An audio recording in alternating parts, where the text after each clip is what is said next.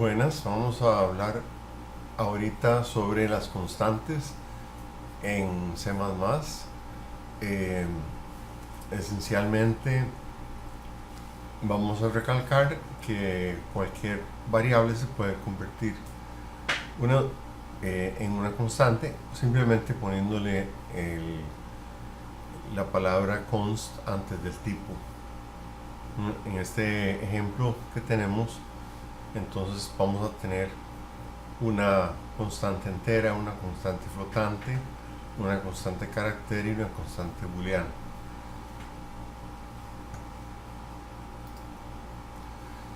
En cuanto a narrowing, el significado es algo nuevo en realidad para C++, y es que ponemos al compilador a que nos ayude a no tratar de asignar un valor demasiado grande o con dígitos que perderíamos si se asigna a otro tipo. Por ejemplo, si tuviéramos un valor flotante como 3.14 y quisiéramos almacenar eso en un entero, entonces si lo hacemos como el C++ de antes, el compilador nos va a permitir perfectamente descartar los decimales. Pero si lo hacemos con la sintaxis de ahora, vamos a tener, como podemos ver acá, vamos a tener que el compilador nos va a prohibir dicha asignación porque vamos a estar perdiendo los decimales. Ya si uno quiere convertir un número flotante en un número entero, entonces hay que referirse, hay que utilizar uno de las convertidores, los tales cast, que veremos más adelante. También es prohibido asignar un número negativo a un tipo que no permite negativos, como los unsigned. Es prohibido asignar un número flotante de alta precisión a un número flotante de baja precisión. Y así consecutivamente seguimos con eso. Ahora, siempre acordémonos que por compatibilidad hacia atrás se permite la asignación con el signo igual, y en ese caso el compilador no nos dice absolutamente nada. Se supone que sabemos lo que estamos haciendo.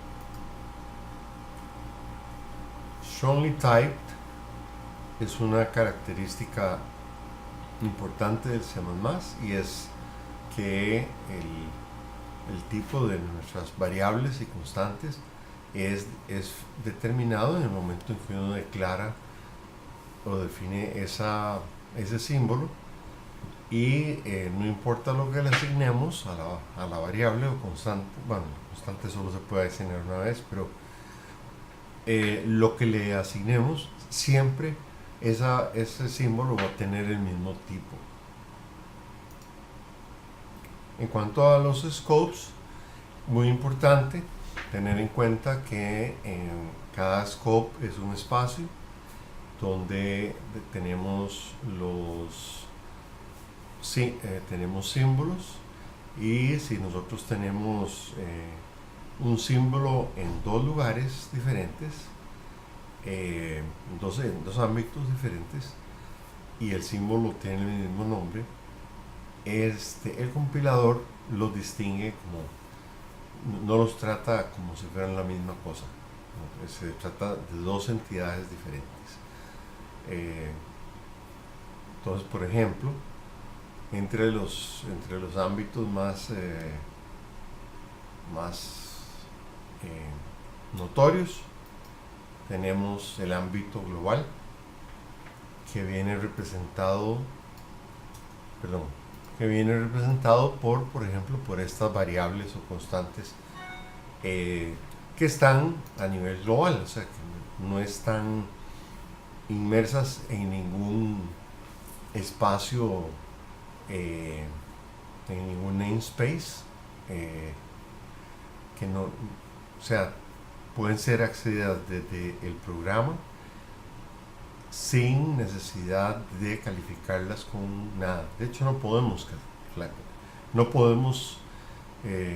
calificarlas con nada porque pertenecen al ámbito global.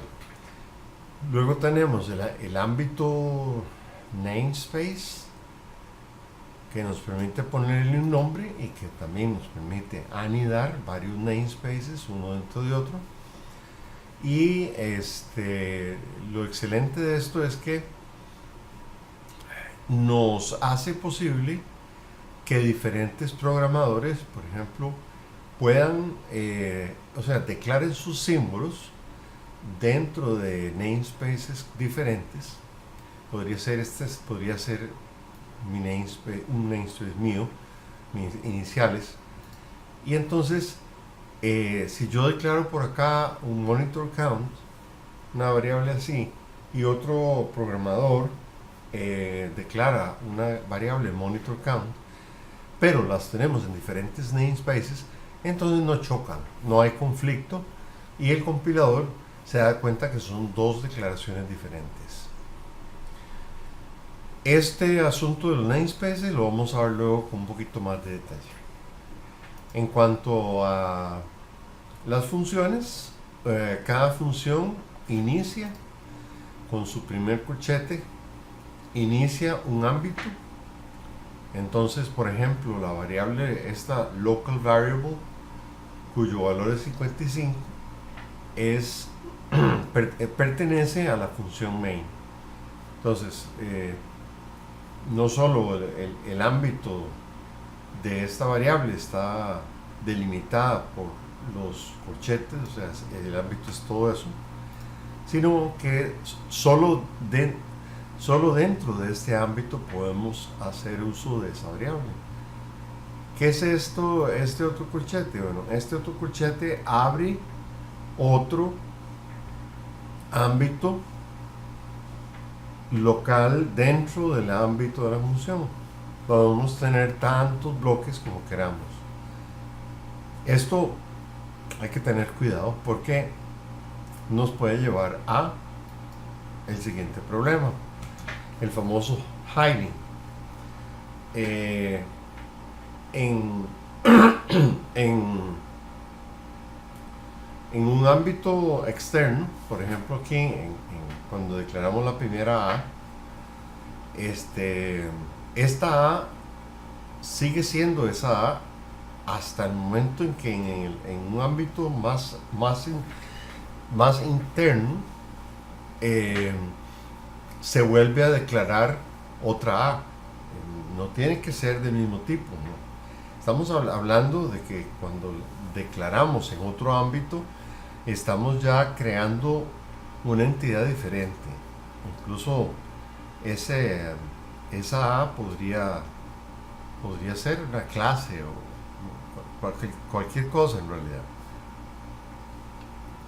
Después de esta declaración acá, entonces cuando asignándole a 8, entonces este 8 afecta el A más cercano, el más interno.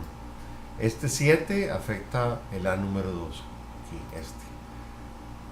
Sin embargo, una vez que se sale de este ámbito interno, de esto, entonces aquí este A modifica el primer A.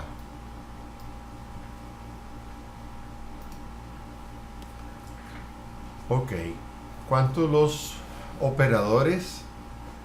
Los refiero a las secciones 4.2, 4.3, 4.4, 4.5, 4.6, 4.7, 4.8, 4.9, 4.10 y finalmente la tabla de precedencia de operadores en 4.12.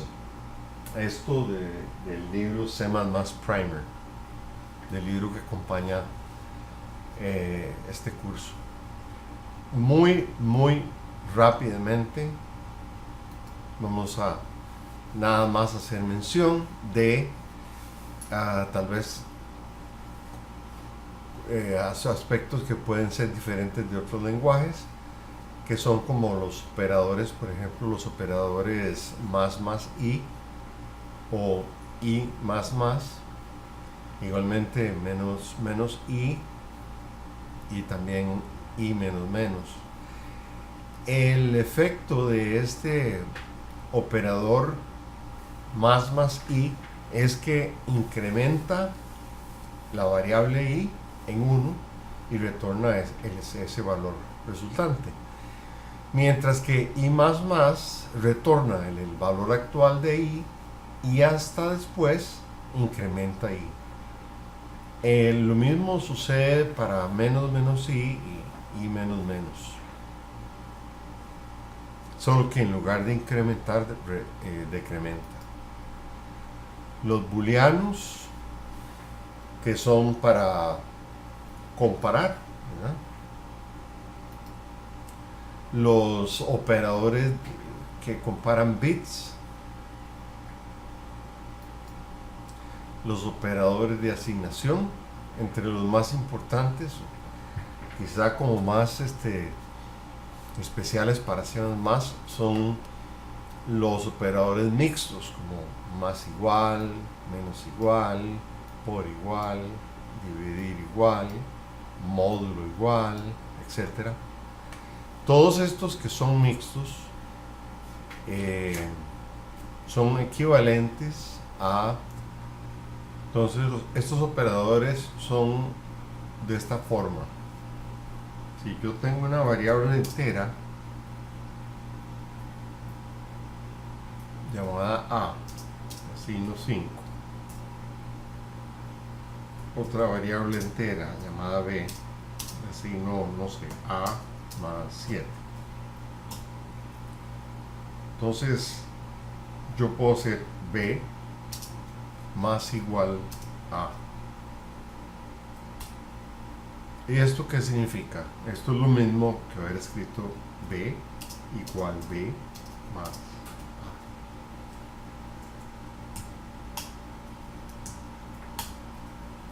Ok. Igualmente tenemos b por igual, no sé, 4. Esto sería igual a b igual a b por 4. ¿Comprenden? Pueden ver el patrón, ¿cierto? O sea, es un operando, un operador, la asignación y otro operando.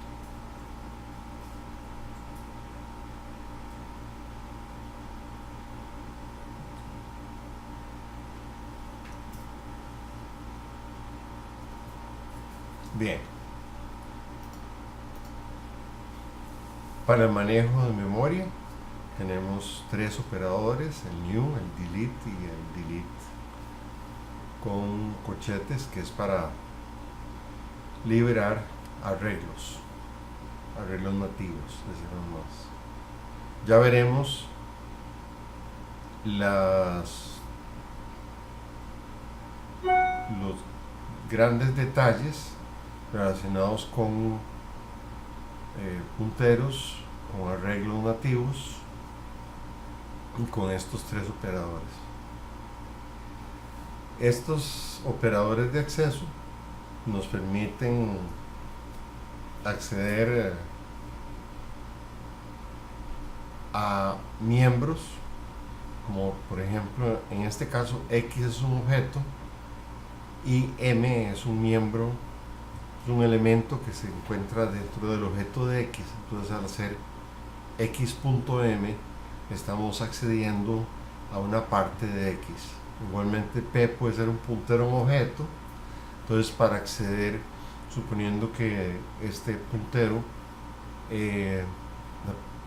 apunte al mismo tipo que X, entonces sabemos que esa clase tiene un miembro que se llama N. Entonces podemos seleccionar ese miembro a través de P flecha N. Igualmente, cuando tenemos un arreglo, un vector, podemos acceder al elemento i décimo con esta nomenclatura. Cuando tenemos un X, que es un puntero o un iterador, el estrella X nos permite acceder al valor al cual X hace referencia. Y estos tienen que ver con punteros, con aspectos más avanzados que veremos más adelante. Para el manejo de tipos tenemos esencialmente el type ID, que nos permite indagar sobre el tipo de una variable o el tipo, la identificación de un tipo T, el sizeof, que nos retorna el tamaño, el sizeof con tres puntos suspensivos, y el alignof. Todos estos más adelante los veremos con un poquito más de detalle. Para el manejo de excepciones tenemos el throw, que se usa al momento de detectar la situación excepcional. Se tira la excepción con un throw, y al momento de lidiar con la excepción, esta se agarra, se obtiene con la palabra catch. Los operadores todos se pueden redefinir, excepto los que están en esta filmina. Después podemos o deberíamos de tener muy en cuenta que hay prácticas, sobre todo que vienen de C, en donde podemos hacer más de una cosa a la vez, como en este ciclo while podemos ir asignando y podemos irnos moviendo por las hileras de estas dos: la hilera inicial, que es source, que es un puntero al vector, y la hilera destino, que es un puntero al vector donde lo vamos a almacenar, que es el destination. Y entonces vamos a ir asignando acá, asignamos y luego asignamos mediante la estrella, ¿okay? Y luego nos movemos al siguiente carácter, y la asignación acá mete esto acá. Conste que esta asignación, este operador aquí no estamos preguntando si esto a la izquierda es igual a esto a la derecha, sino más bien estamos asignando lo que está aquí a la derecha a lo que está aquí a la izquierda, y el resultado de esa asignación va a ser el valor que se asignó.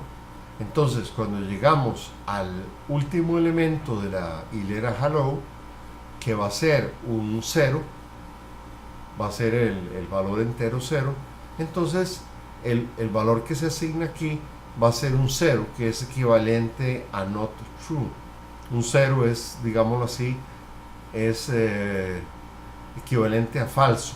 Entonces ese falso va a hacer que el while termine. Esto aquí, este punto y coma, es simplemente perdón, es simplemente el cuerpo del ciclo while, ¿verdad? Que en este caso el cuerpo no hace nada. Em, esto es una mala práctica de programación. Es muy prone to error y no queda muy claro la, cuál es qué es lo que estamos tratando de hacer. Por supuesto que uno llega a memorizarse estos idioms y cuando uno se da cuenta los está utilizando, pero no es buena idea. Es mejor que cada parte de... Mejor hacer ahí un for o algo así, y que cada parte de la acción sea hecha por aparte. No mezclar acciones en una sola línea porque resulta difícil y se pueden esconder pulgas peligrosas también. Aquí hay otra situación que puede tener un efecto adverso o un efecto secundario, y es que no sabemos si i, el valor de i va a ser asignado a vi o a vi más 1.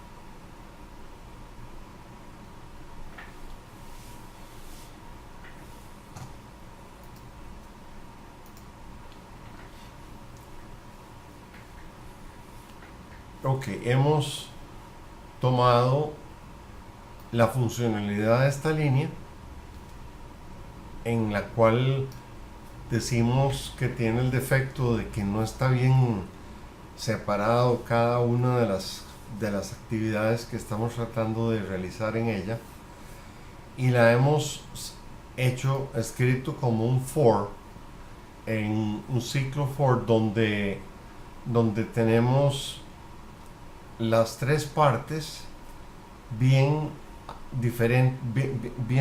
delineadas, lo cual hace la lectura de lo que hace el for mucho más clara. ¿Qué son las tres partes que tenemos? Uno es la primera parte que inicializa las variables, que en este caso incluso estamos haciendo ya uso de la deducción de tipos que tiene C++, entonces por eso estamos usando la palabra reservada auto, y entonces estamos asignándole a source el vector. Conste que esto lo que significa es que estamos asignándole ¿qué significa un vector en C++? Un vector nativo como este de acá, ¿verdad? ¿Qué es lo que significa?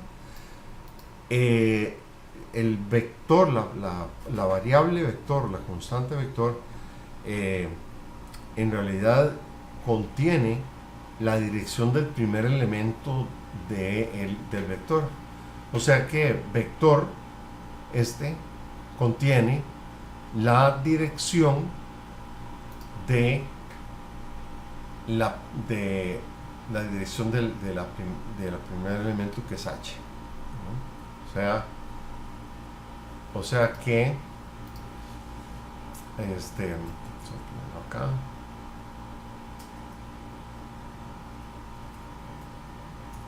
podríamos poner un hacer, es decir, vector 0 es igual a, perdón, no vector, dirección de vector 0 es igual a vector. Y claro, bueno, esto tiene que estar incluido aquí arriba.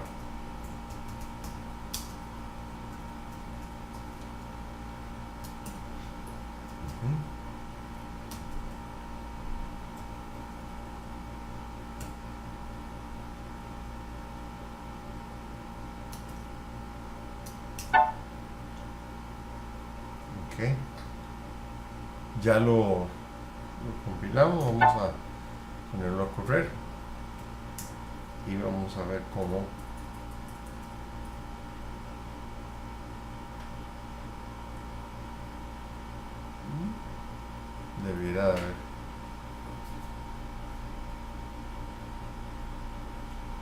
debiera haberse detenido ahí en hacer. Pasamos encima, pero bueno, ya podemos ver que es igual. O sea, podemos ver que esto es igual porque pasó el acepto. ¿Okay? Okay. Entonces, decíamos, en el for tenemos la inicialización, luego punto y coma, tenemos la condición, y la condición es que mientras donde apunte source sea diferente de 0, entonces podemos continuar en el for. Y la última parte sería source más y coma target más es la preparación de estas variables para la siguiente iteración del for. Y la parte que está aquí adentro sería el cuerpo del for, que sería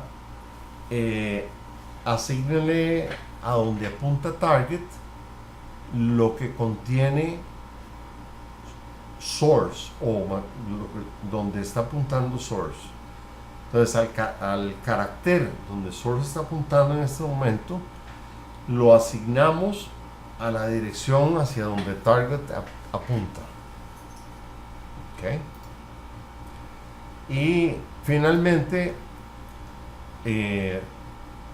solamente para comprobar que está funcionando todo, volvemos a imprimir la variable destination, bueno, el vector destination de 6 caracteres a la consola.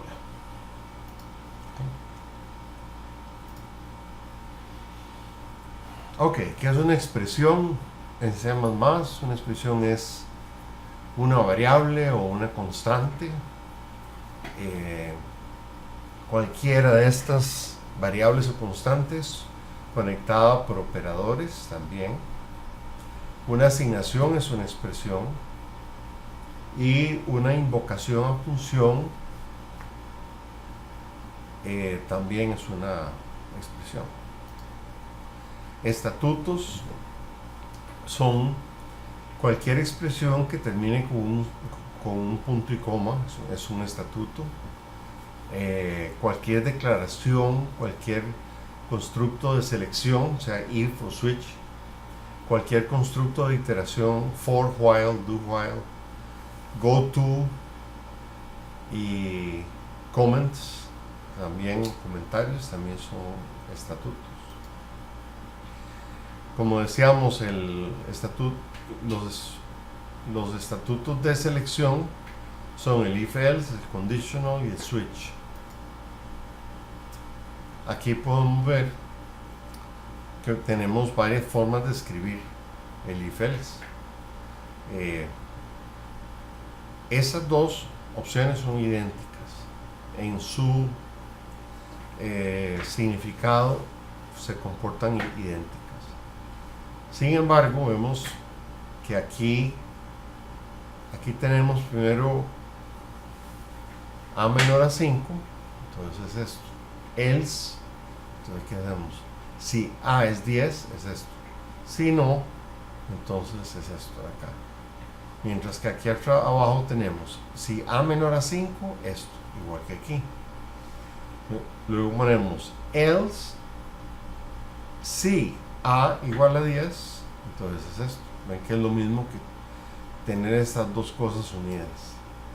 ¿Okay? Y else tenemos esto. O sea que este else corresponde a este else. Son lo mismo.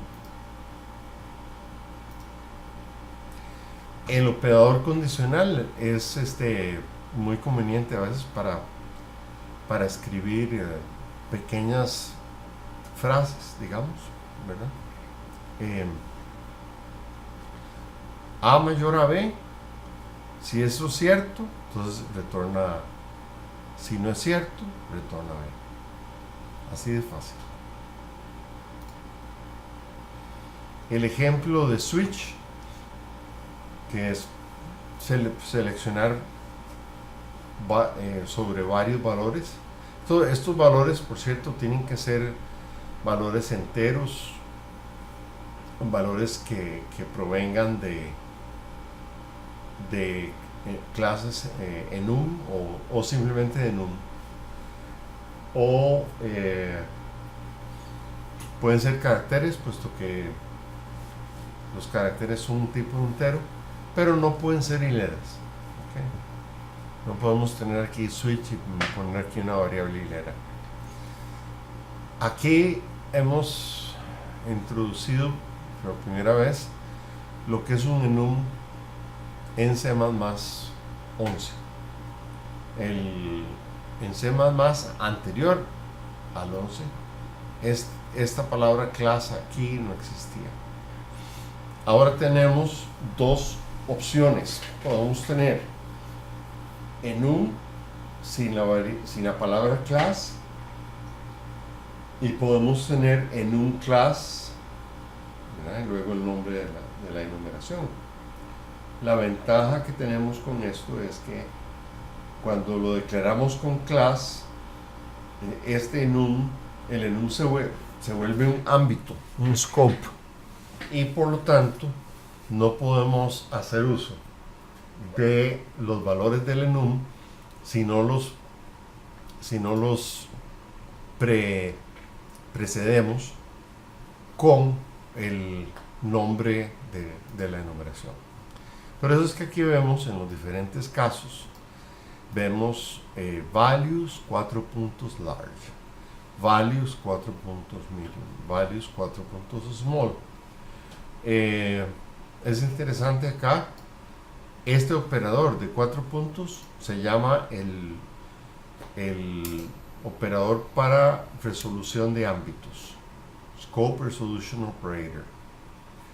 Entonces aquí básicamente lo que uno está diciendo es, si X vale el valor de large que está definido dentro de la enumeración values, entonces imprima en la consola large.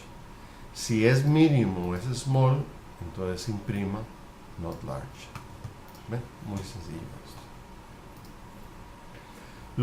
Los loops o los ciclos, while, do while, for, y uno nuevo que se llama el range based for. El while, por ejemplo, tenemos f while. Recibimos un vector y aparte del vector recibimos un valor que indica el tamaño máximo de ese vector. ¿Okay? Entonces, ¿cómo sería esto? Inicializamos i en 0 y entonces hacemos mientras que i sea menor que max, vamos a asignar a vec al vector, vamos a asignarle en la posición i el cuadrado de i, y después de eso vamos a incrementar i en 1 para pasar al siguiente elemento. Este es un ejemplo del ciclo tipo while, ¿no? Luego podemos tener el ciclo do while. Un segundito. La diferencia entre el while y el do while es que el while primero verifica la condición, y si la condición es verdadera, ejecuta las instrucciones internas. En el do while, primero se ejecuta las instrucciones internas y luego se ejecuta la condición. En este caso, lo que vamos a hacer es que va a entrar acá, va a imprimir el valor del vector en la posición menos i y un espacio, y luego va a decir while i, o sea, en otras palabras, mientras que i no sea 0, porque acordémonos, 0 es lo mismo que false. ¿Okay? Una vez que se llega a i igual 0, quiere decir que llegamos puro inicio del vector y por lo tanto nos tenemos que salir. Entonces ya en ese momento estamos aquí afuera. ¿Okay? El for tradicional es muy sencillo. Aquí estamos utilizando variables tipos deducidos, y bueno, esta es una expansión para una serie Taylor.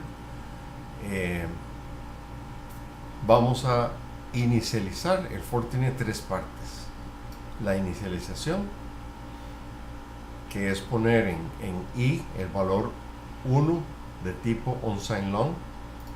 Luego la condición, que es mientras que i sea menor o igual a iteration count, que es un parámetro que viene acá. Y luego el ajuste de las variables después de que se hace el cuerpo. El cuerpo del for es esto que está aquí. ¿Okay? Y justamente lo que esto hace es esto. Esa ecuación matemática es la que estamos haciendo acá. Claro, una aproximación, ¿verdad? Bien. El range for es nuevo. Esto no existía en C++ antes del 11.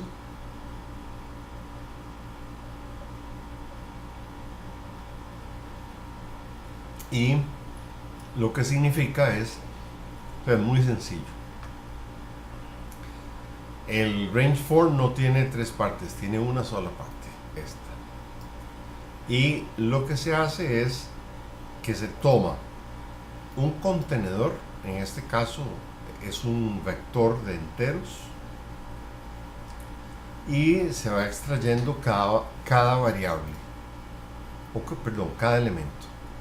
Entonces, para cada elemento X obtenido por referencia, tomemos ese valor X y sumémoselo sum. Sum tiene el valor 0 inicialmente. Entonces esto lo que va a hacer es agregarle cada elemento del vector al valor sum, y finalmente la función nos retorna sum. O sea que en esta pequeñísima función lo que hacemos es sumar todos los elementos del vector. Eso es lo que estamos haciendo. Y la sintaxis es sumamente simple. Vean esto. O sea, más simple que esto no se puede.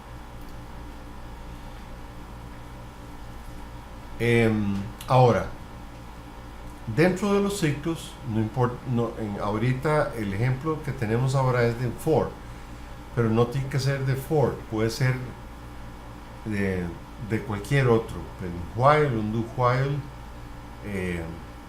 un range, for range. En este caso utilizamos un for. Lo importante aquí es cómo controlamos el ciclo, cycle control. ¿Cómo lo hacemos?